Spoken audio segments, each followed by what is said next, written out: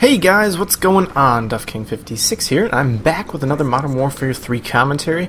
This game is a little bit of kill confirmed, and I play with the P90 class, and I do alright. I become the MVP of the game. It's not the best gameplay, but it's actually fairly exciting. The game goes pretty quick. It's about 7 minutes and something odd seconds, so I think you guys will enjoy it. I'm getting slowly, progressively better, and today I wanted to talk about, class setups and perks. And we're going to have a little bit of a discussion slash analysis. You have to make it sound so official when you start a commentary. You're going to talk about your topic, like your introduction sentence to an essay. But I'm going to talk about what I've been running, what I think is good, what I think is bad, the good, the bad, and the ugly. So for the perk slot 1, I have not played with Recon Pro at all. I don't feel like that it is a very good perk. But, it depends on your whole class setup. I'm more of a rusher, so I don't take much time to throw stuff in the direction of the enemy unless I'm rounding a corner or a preemptive nade or something like that. I didn't think it would cause me much of a benefit. Sleight of hand is more of a toss-up now, but I still feel like the Sleight of Hand Pro version is a necessity when you're either unlocking things through the Specialist perk. I have it first. Or if you're just having it on a normal class with a different strike package, the ability to pick up and swap weapons 50% faster than normal is extremely, extremely important, especially when you're rushing and you're in some sort of a hectic, playing area. You want to be able to switch out and, almost like Scout Pro and Black Ops. Extreme Conditioning Pro, I think I can leave that for the Specialist unlocks. I haven't been using it that much because of it's only 2 times longer of a sprint. It's not infinite. Maybe if it was infinite, I would use it more on maybe a shotgun class, but I haven't been using much shotguns lately. Scavenger Pro, I definitely would recommend you would throw on a Specialist class in tandem with Sleight of Hand Pro, or if you're in more of a free-for-all setup, I totally would just rock the Scav Pro as opposed to Sleight of Hand Pro and kind of leave that, for free-for-all. If you're playing more tactically, if you're moving around a little bit slower, watching your corners, watching your back, I totally would recommend Scavenger, although it does not refill grenades and tacticals as far as I know, and that's kind of a downside, but I totally would recommend Scav Pro. So definitely for me it would be a toss-up between Sleight of Hand or Scavenger, but then you throw Blind Eye into the mix, and that's where enemy air support and sentries can't detect you, and the Pro version also gives you extra damage on support and a faster lock-on to UAV.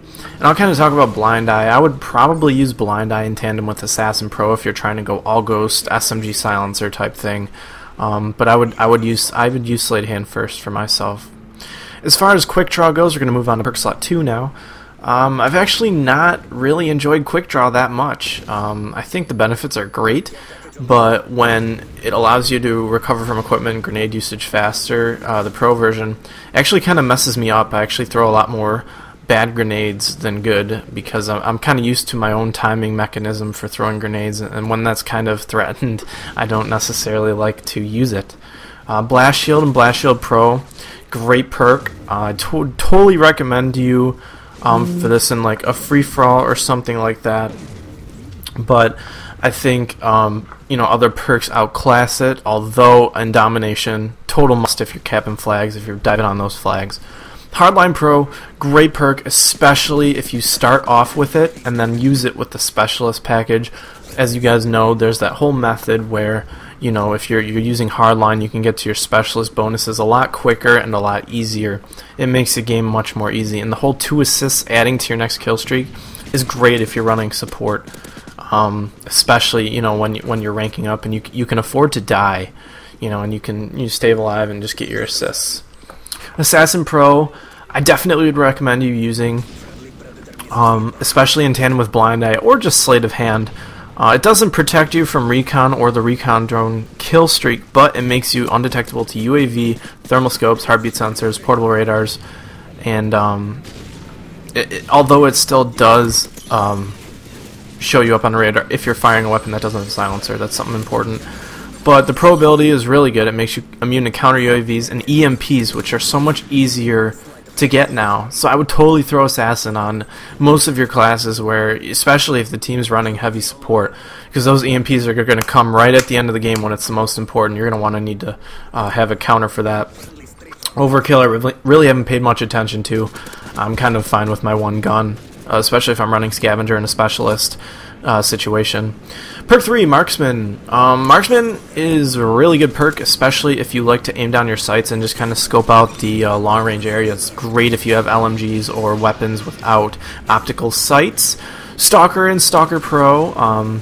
Faster movement while aiming down the sights, and it delays claymores and bouncing betties. I would totally recommend this until you get Dead Silence. It's a great perk, and you can outstrafe your enemies in gunfights so much better, trust me, when you aim down the sight. Sitrep and Sitrep Pro highlights, enemies' explosives in red, but also the Pro version makes your enemy's footstep louder, and it cancels out Dead Silence. So in a search and destroy, sound whoring FFA type of a deal, I totally would recommend Sitrep Pro over Dead Silence because it amplifies the other enemies' sounds. And, I think that would be a good path to go, but it is a bitch to unlock the Sitrep Pro perk. But if you check in the description, I'm linking someone's video. They did a how-to on getting Sitrep Pro. It's actually really easy. So why don't you go check out that video. It's made by Ren Hoek, and I think you guys will enjoy it. Steady aim is great, and it's great on an SMG class, and it allows you to aim down the sights faster after sprinting. So I would totally recommend this if you're a shotgun SMG type rusher, especially if you like to turn those corners really hard and there's people waiting for you. But I personally think Stalker Pro, for my playstyle when I don't have Dead Silence, is much better for me. Dead Silence Pro makes you silent, also reduces the effect of the recon perk, makes you quieter, and you don't take any damage from falling, which is a Pro ability. For me, I think I'm going to start using this a lot more once I unlock it and the Pro version, because it just makes much more sense for me, someone who likes to run around, to not be sound whored. And not a lot of people, I can assume, have unlocked Sitrep Pro, so I think I would have a great advantage there. So that was kind of a quick rundown of the perks, quick analysis type deal. And now we're going to move on to the weapons that I feel like have been pretty good for me and have worked out. The P90, great weapon. The PP901, great weapon. The M4A1, a lot of people don't think is good, but I love it. The snipers obviously have their buffs from earlier.